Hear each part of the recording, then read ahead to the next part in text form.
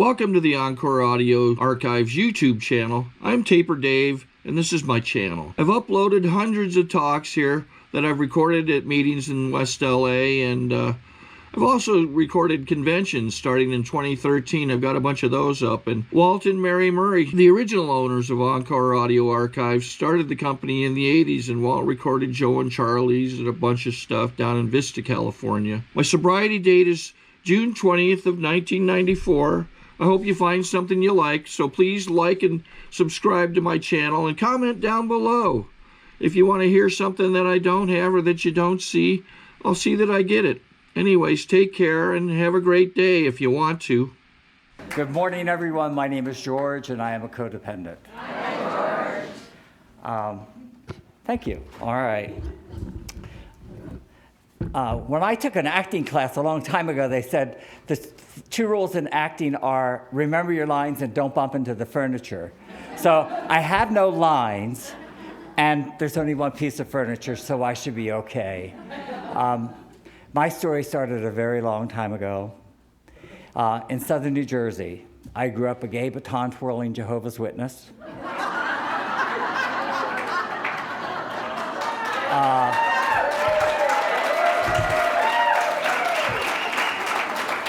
For those of you who have never been to southern New Jersey, it is flat and boring, but the dirt smells really good.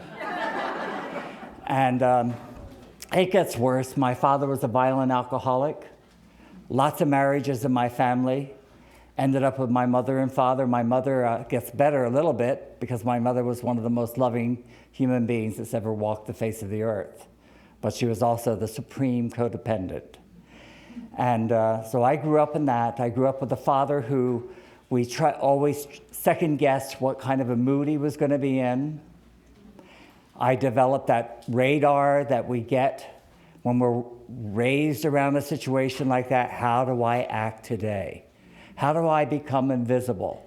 One of the best ways I had of becoming invisible and finding solace was my baton.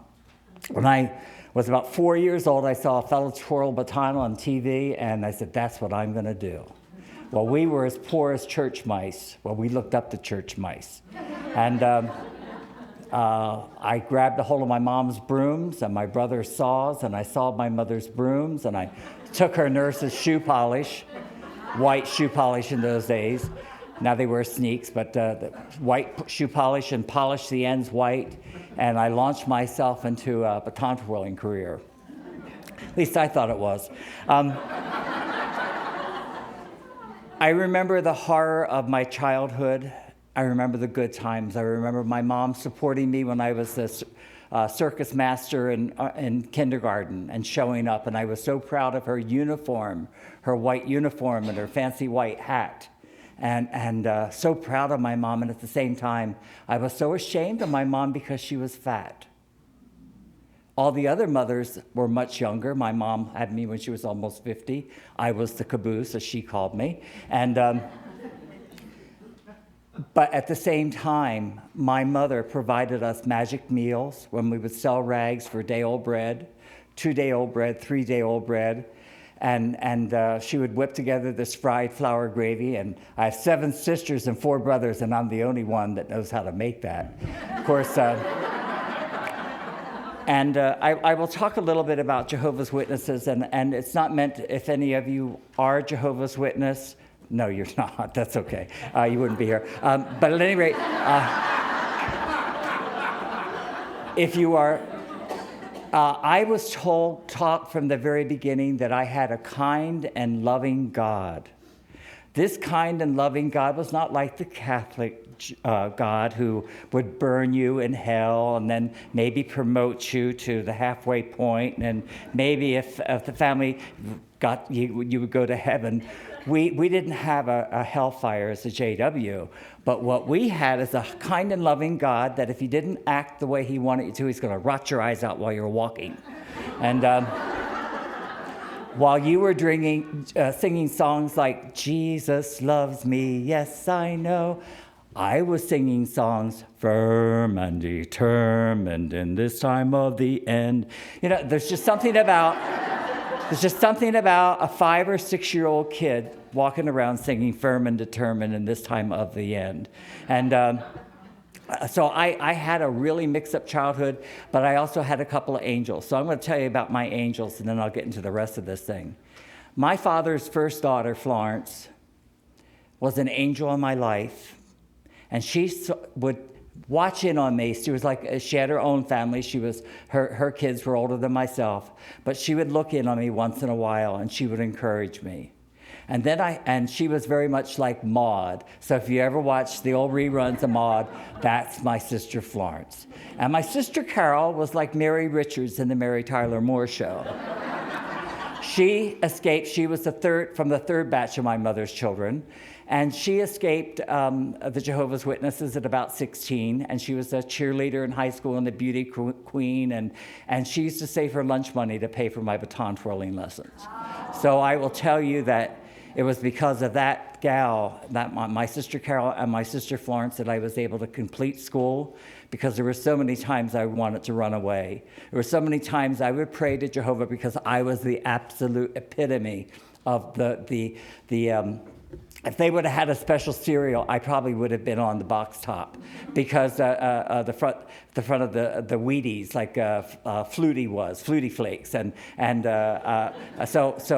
because I did everything. I wanted so much to please them, because my whole life was about, please don't throw me away.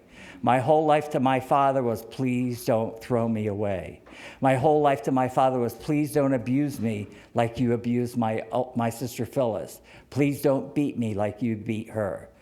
How do I get about that? How do I recover from a father who would, when he realized that I was different, and I was different. My mother used to say, I know I gave birth to you, but I have no idea where you're from. And my dad would, at the same time, he would torment me. And when I got sober years later, I called my sister Carol one time and I said, I remember the times Dad would torment me. He would hold me up and he would say he was going to cut off my penis, tuck it under, rename me Mary and Nancy, and called me a morphodite. And I remember that with and I was still choked up over it, because I said, I remember everybody laughing. And she said, oh, Georgie, we weren't laughing at you. We didn't have a choice. That was the way we protected ourselves from what my dad would be when he was in a rage. So there's my mixed up childhood. I can tell you that I am grateful that I was in ministry school all those years. I am glad to tell you that I survived it with the survival skills I had as a child. Please don't throw me away. Tell me how to act, and I'll take it to the 10th degree. I'll take it as far as I can take it. Just please don't throw me away. And one of my sponsees used to say, he'd pick up something that was slippery on the floor so his mother wouldn't slip. And I said, well, I was a little bit more than that. I would be so frustrated at times, I might be able to throw something on the floor and then pick it up to look good. And looking good was just that important to me.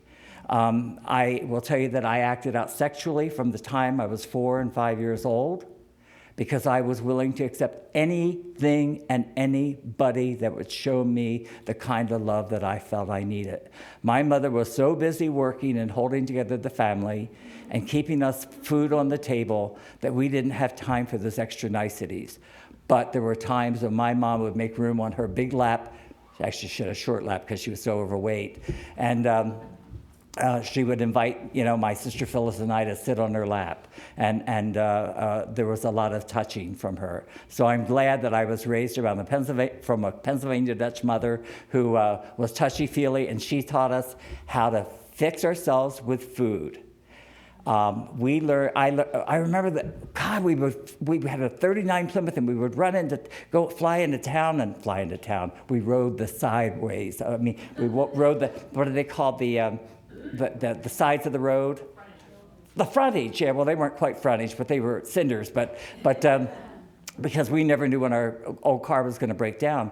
But we take this 39 Plymouth into town and we get the groceries. And I remember us opening the groceries and eating them right there, right on the spot, because we fixed ourselves, the way we fixed ourselves. So at any rate, my parents finally divorced after 26 long years. 5 separations, and every time we would separate, we would move into town, then back on the farm. I've learned what a great Jersey tomato is. I still will always remember that, and great corn, and how I ran Georgie Sunshine Market, how I planted the crops, and how I took care of them, sold them too. And my father was a genius at sales. As my sister Phyllis used to say, what he didn't raise, he stole. And I learned how he would entertain people, and I got some of that entertainment value in me when I was a kid. I was able to, and then between that and the Jehovah's Witnesses constant ministry school, hey, I was destined. So I got to California. I realized I was gay at a very early age. I knew I was going to be thrown away at 16 years old. I had, by that time, I had taken up smoking. I was still twirling baton. I was an A student. And I finally had a friend. You see, I couldn't trust anyone. You don't trust anyone to tell anybody the truth about you. And especially, you don't make friends in the religion, because they will go and they will tap on the... I said they had gotten... by the time I was 16, it would be Brother Thalwitz who would like to see you after the meeting.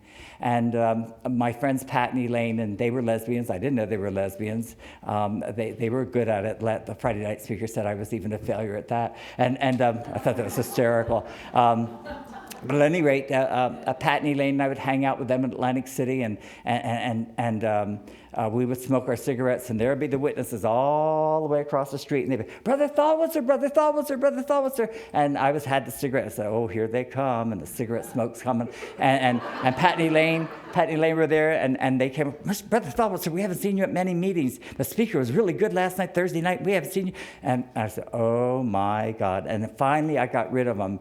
And I said to Elaine, I said, do you think they saw me smoking a cigarette? She said, no, they thought your ass was on fire. And so I did what I had to do to get away from them. I even moved back with my father, who told me to enlist in the Navy. He didn't want to support me, so I ended up finishing high school. I got to California with my batons, a Mary Ann Faithfull album, remember her, and when she was sober, and then a Supremes album, and a few clothes, and I've acquired a few things since that time. But at any rate, I performed for the LA Rams for the next 11 years. I got into a relationship with the man of my dreams. And I'll tell you, all I had fixated was I wanted an education, and I wanted to have a relationship with what I thought would be a great relationship. And what I did in that relationship is, I'm also an alcoholic. My codependency found its way of being satisfied by alcohol, and every time it got satisfied by alcohol, I turned into an animal.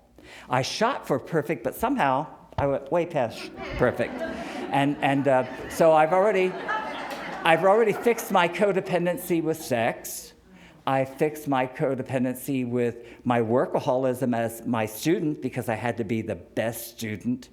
I fixed myself with alcohol, and now I'm going to fix myself with Frank. And what that meant was, if you are paying attention to all the group up here, I fixed myself with Frank because I divorced everything else in my life. Nothing else was important anymore, because I was going to be everything I thought he wanted me to be. And for the next 10 years, we did exactly that. The only way I can describe my codependency at that time was I would have had his bowel movements for him if I could have. And I think maybe some of you understand that. I mean, I've invented some things that haven't caught on. Years ago, I said, how about a toilet built for two for enmeshed people? They just can't stand to be apart. And nobody's picked up on it. I don't know why. So I had this life with him, and from the outside, it looked great because we met while I was working for Rockwell International. I was the youngest group controller in Rockwell International. Then from there I went to Standard Oil of Indiana, and then I went to Nabisco, and I would only work for Class Act companies, and I would only have these great jobs, and I would leave after 2 or 3 years, always insisting on raises, and that's how I pursued my job. And then I had my job, this other part of me, this box, and then I had my relationship. And my relationship said, you must take care of your partner. This is how I was. You must take care of his mother. You must take care of his worthless little sister. Did I say that? Oh. And that's your lot in life. And I did that. I did that. And all of a sudden, after 10 years, our relationship was probably at one of the highest points in our 10 years, even though it was many great things happened in those 10 years, because we had one another and we truly loved one another. His company, he had finally worked for a company that was really, they didn't care if he was gay, they didn't care if I was gay, they were so supportive of us as partners. And they gave us a 10-year reward of a Rolls-Royce tour of the Orient. And so I was to fly that Monday morning out for Singapore. And I was just Hong Kong. Then we were going to Singapore. And I had got a call from him on a Friday afternoon at Factor, and he said, I don't want you to be upset when you get to Hong Kong when you're going to fly in. And he said, all you're going to see is water, and you'll think the plane is landing in water, but don't be afraid. You're going to be okay. That is a landing strip. And that Saturday morning, I got a call from Washington, D.C. telling me that Frank had been killed the night before. He had gotten on the wrong 737, and it crashed in between a short flight between like LA to San Diego and from Taipei to Kaohsiung. So at any rate, I was left with feelings that I couldn't express. I was left with a loneliness that I couldn't express, but I was left with alcohol. And what my life became in that time, because I'd always tried to control my alcohol. I was telling the father of one of the fellows that I know, I said, I know what he's talking about when he says, I don't know why I use. Because Frank would say, why is it that when we have dinner parties, everybody can have just 1 glass of wine or 2 glasses of wine, and they're okay, but you have to have your own bottle? Why is it that everybody can just take a hit off of a doobie? And you have to have your own. And I was sitting there, I said, I don't know, but while you're up, could you get me a drink? And that is how I expressed what I was going through at that time. I didn't know why I did things. I had feelings inside me. I had no idea where they were from. So what it left me with is an emptiness that I'd never had before in my life. And I developed a couple of friends, Marilyn Monroe and Maria Callas, and I could demand them anytime I want. They were both dead at the time, folks. They still are. I would get drunk coming home as soon as I walked in the door. I would stop opening mail addressed to George. I would instead open resident and occupant because I would feel safe with resident and occupant. And it was normally good news that they wanted you to buy something. And then I would get drunk and I would entertain Marilyn and Maria. And dead people don't drink much. And you can ask them to leave anytime you want. And that's how deplorable, that's how sad and lonely my life had gotten. I got sober, and I love sobriety. I was so happy to know that I had a disease.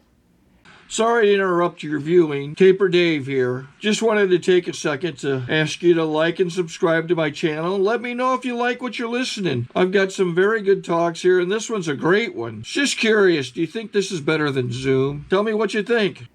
I was even happier to find out I had another disease called codependency. But I was going to go around quite a while without it because it wasn't a real popular term in 1983 when I got sober. And Women Who Love Too Much became the book. That was around for a while, and that was the hub. That was the talking point. We even had a meeting about it. So to make a long story shorter, I got to, when I was about 8 years sober, and I did all the things my sponsor had asked me to do. I was also the what do they call it?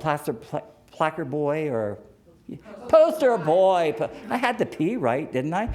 So I was the poster boy for AA. I did everything he wanted me to do, and his applause, again, his applause of me and the adulation of other people in AA meant so much to me because I was there to please them.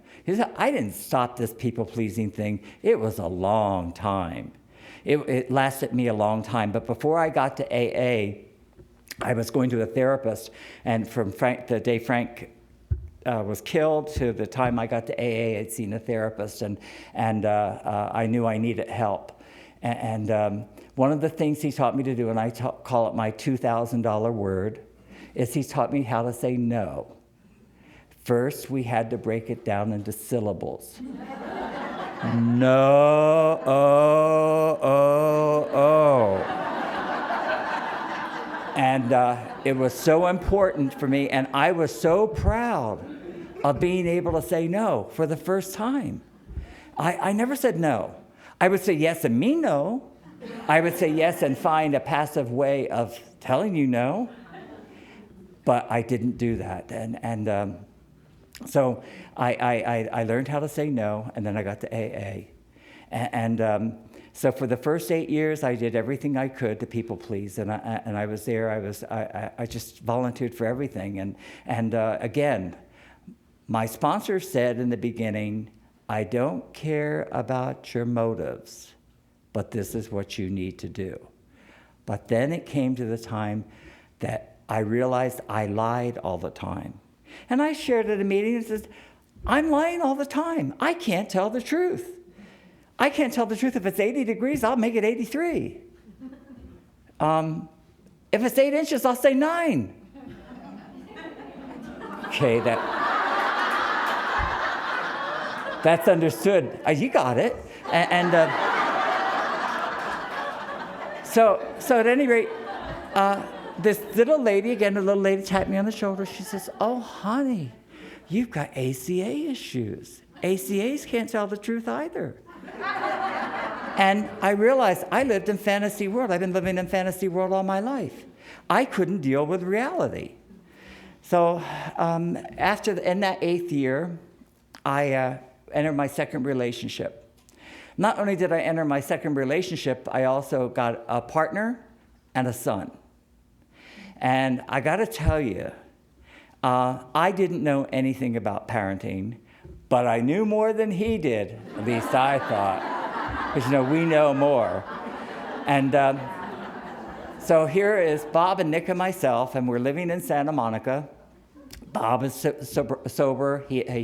Nicholas had seen him in his first 6 years. He lived with his mother, who was not a well woman at all, and who would kidnap him. And in the meantime, Bob is drugged out and drunk and so forth. Cocaine and alcohol were his background. And all of a sudden, he's sober, I'm sober, and we've got this kid. Neither of us had any parenting skills. I knew how to feed him. Well, his grandmother had already beat me to that. She tried to stuff all of his feelings down.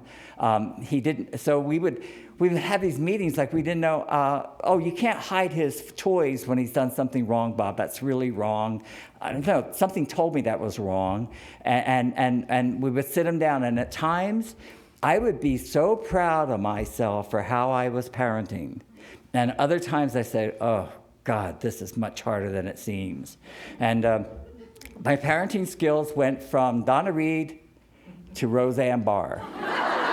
And now I'll give you one quick experience of this untreated codependent, or barely treated codependent, acting like Donna Reed. I was paying for his viola lessons, and he wasn't showing up for the viola classes. And I said, Nicholas, these lessons are really expensive, and that viola costs a lot. And he said, I understand. And I said, Nicholas, and Dad and I sat down, and I said, Nicholas, do you realize we will love you just as much if you play the viola or you don't play the viola. It makes no difference to us. And his face welled up with tears because I don't think he had ever gotten that message. I know I didn't get that message. And I was so proud of myself. Now I'm going to tell you what Roseanne influenced me to do. He wouldn't do his homework. He was only interested in video games. And he's playing them video games as Nicholas. When we did homework as a family, he got A's. So I said, Nicholas, I go upstairs. I said, Nicholas, I said, you've got to do your homework. And I said, have you put your homework, give it any priority, whatever? And he said, no, but I'll get to it. So every half an hour up, I would go the stairs and, Nicholas, have you done your homework? Oh, Nicholas, have you done your homework? I said, Nicholas, do I have to take that video game away from you for you to start doing your homework? He said, you can't take this video game away from me. This is my video game, and you can't have it. And I went downstairs and said, I went downstairs and then I went downstairs some more and went in the garage and I got the hammer. And I said, Nicholas, that's your video game, but that's my television. I was so embarrassed when his boss came over and here's this empty TV. So that was my Roseanne action. And So Nicholas had a lot on his plate. That poor kid, and I would watch him at church. I would take him to the Unitarian church, and I loved it there. They never mentioned God, we would go to church together, and I would watch him. He was just so social. He was always put his arm out to anyone who needed him, and he was just so aware of people that were, because he had been there. He had been so damaged. And I can tell you that at times it was really hard, but at times it was great. And then he got into drugs at 14. Beware when they turn 12 and they want their hair cut in their own way, and then all of a sudden they have their own hair cut stylist, and then all of a sudden they don't want you to be there when they buy their clothes, and you realize they're a walking freak show, but they think they're being cool. So at any rate, the next step was drugs. All of his friends were doing drugs, and for 4 years we went on Mr. E's Wild Ticket, Mr. Toad's Wild Ride, or something like that, with him using drugs. And sometimes he'd make a cameo appearance to school. I call the cops. Cops would take him in, and they say, come on down and pick him up. And I said, what good does that do? And we tried, and at the same time, I realized he had a lot on his plate. By this time, his dad had full-blown AIDS and also had cancer, and it was just a real hard time for that kid. And we would sit down, and I can't imagine still look back on the painful conversations we would have with him when we both sat down and said, Nicholas, your dad has AIDS, and I am HIV positive, and we don't want you to, this is where we are. And we didn't know if we should talk to you about it, but we want to be honest with you. He dealt with that with drugs, and that was the best he did. Just like I dealt with alcohol, with what I was going through. Those were his survival, his antidotes for his codependency. And at 19, his dad died, and so this was a time when Nicholas and I mended fences. We held his dad's hand for 3 days. After almost 11 years of being with the two of them, we held his hands and watched him die, and talked to him through it. And our relationship changed so much after that. He became the apple of my eye. We did hard love on him for a year. We didn't let him into our lives until he was over the drugs. He said, you know the drill. You've been going to AA meeting and eating them cookies for a long-ass time. I said, but we have to have our sanity as well. About 5 years ago, he came out to Palm Springs, and in the meantime, came out, and I said, I want you to come out with all your friends, because he had lots of friends. And I said, I want you to come out by yourself, and I want to talk to you, just you. I want that father and son time that they talk about. And he came out, and he told me about his relationships. And he had had this Chinese girlfriend that was just fabulous. I mean, she would bring me gifts every time they would come out to visit. I mean, that's fabulous. That's fabulous. And in the meantime, he came out and we had that talk. We had a talk like I had with my sponsor in the mountains years back when I was taking care of Bob. And I had become his caretaker, and people would ask me at meetings, how am I doing? And I would tell them how Bob was doing. They'd ask me how I was doing. I told them I just got back from Italy. They would ask me how I was doing. Oh, we were just in Denver skiing. We were just in Vail or Aspen skiing. They would ask me how I was feeling, and I tell them how someone else was doing. I had totally lost myself in rearing a kid and taking care of my partner. I was no longer important to me. I was on the last of the list. So I have a sponsor. I'm sorry, I joined those two because I realized I was running ahead to Nick, but I will get back to Nick. I'm not going to let him off the hook yet. So I'm up in the mountains, and my new AA sponsor tells me that I am codependent. Can you imagine that? Telling me I'm codependent? And then he started to talk about these things called motives. Motives. What are your motives behind that? To look good. What are your motives behind that? To not be thrown away. Why did you think the relationship over when the sex wasn't extremely strong anymore? Well, because sex is love, isn't it? Or almost. Don't you gauge your love by your sex life? So then he gave me all the characteristics at that time. I'm glad there were fewer. And had me write a family history on them. Where did I get that? I said, well, I know my parents were too poor to send me to CoDA camp. You want your child to be a CoDA camp? Send them to be codified. So I wanted to back that up, and I discovered, living in that mountain house at that time, codependency recovery. And I said, all the sponsees I had up there, I'm not going to be the only one suffering through this. You're all coming. And they did, and they learned. And I had some fellows learn about their sex addiction. I had some people learn about their love addiction. It was just an immense new freedom to me to know that I had another disease. And that disease, it was explained to me by my mama of codependency recovery, Miss Cindy, that I had this gigantic iceberg underneath me, and it had its way of surfacing. And here would be sex addiction over here. You couldn't get enough sex.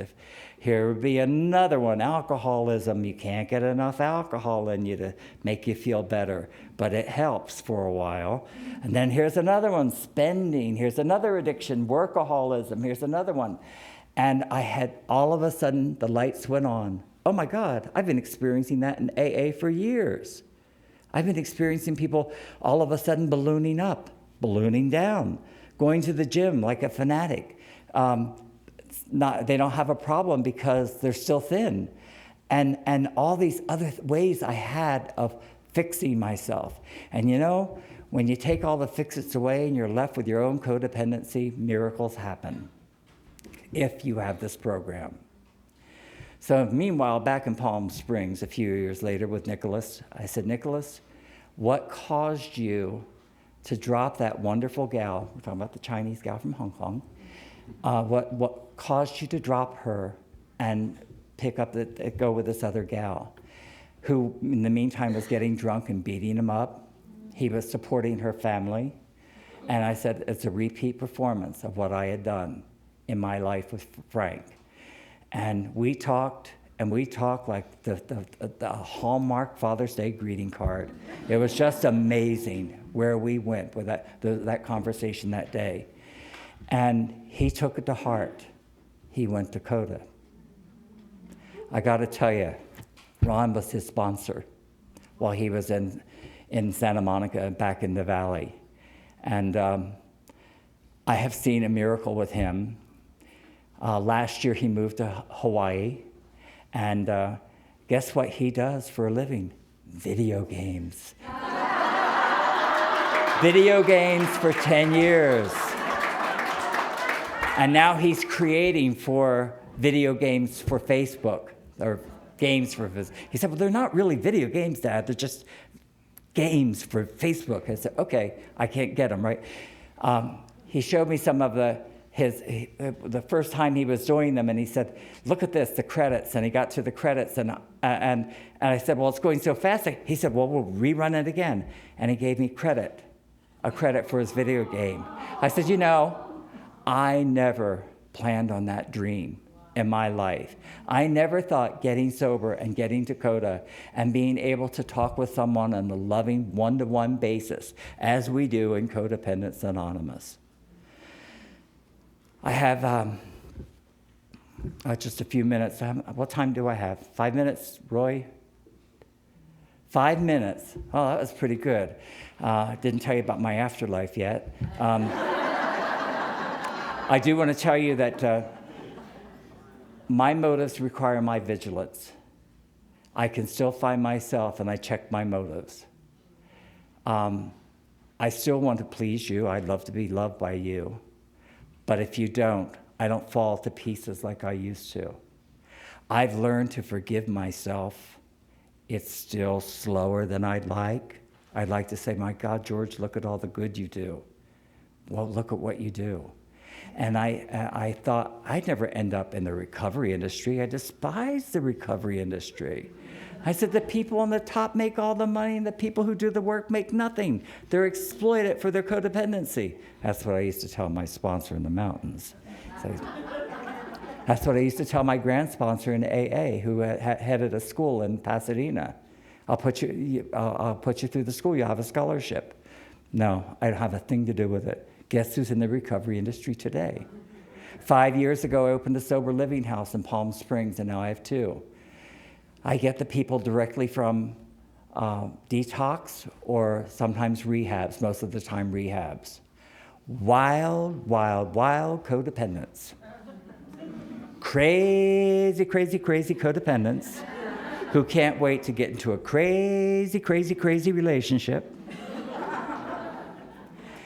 And I try to hold them back. We have an open meeting of Codependence Anonymous every Thursday night. There was a time, and I think it is the greatest relapse prevention there is in the other A's. The greatest way of protecting, of finding, setting. And I love what last night's speaker said. When you talked about the 3 months that you had in CoDA before going to AA. I won't sponsor anyone in another program unless I sponsor them in CoDA as well.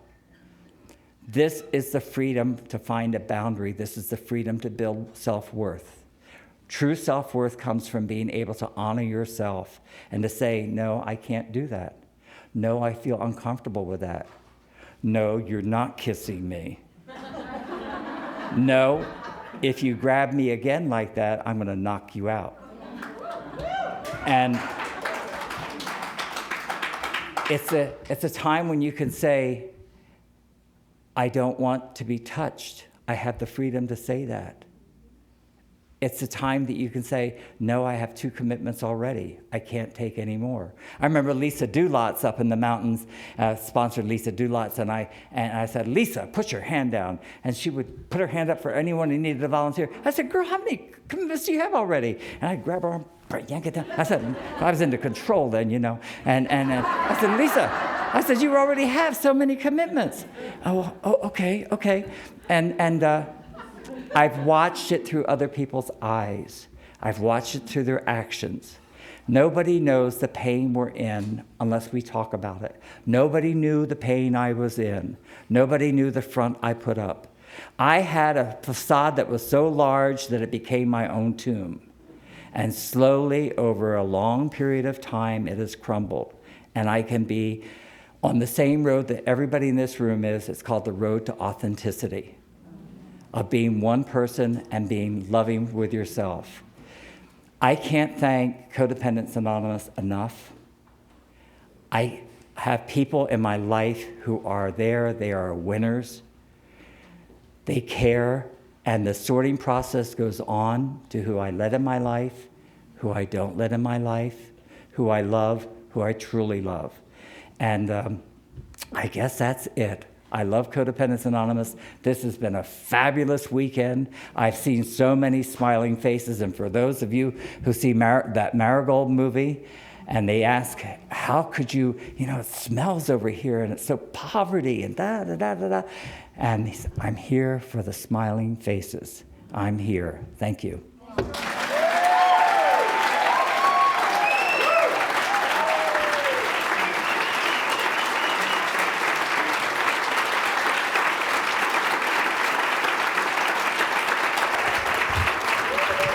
Wow.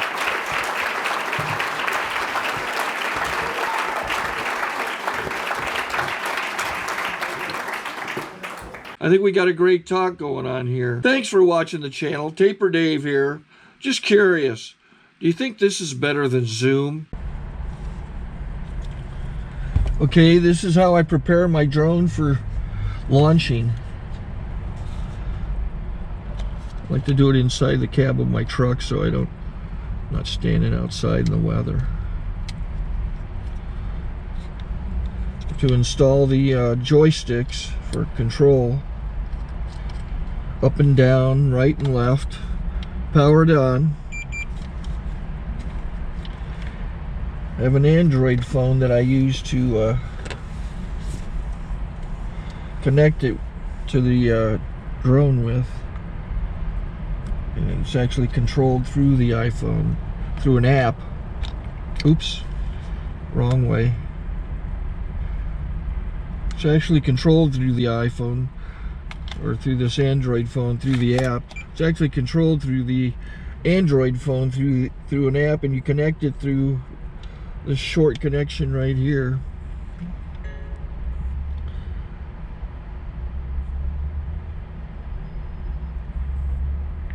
Remote control connected. Remote control's connected. So I pull out the drone. I have to extend the legs. Long legs extended first, then the short legs. Remove the gimbal protector. Set that aside, then power it on one short burst, then one long burst.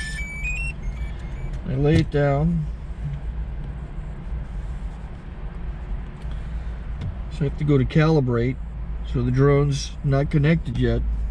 It shows you here as this drone gets disconnected, even though the remote's powered on. So the drone has to establish it's connected. So I go into the app to calibration mode. First I'll calibrate the remote controller. Start calibration. Out, in, oop, out, in, up, down. And then this little wheel is to control the gimbal. So it's calibrated. Go to gimbal calibration, start calibration, and then it calibrates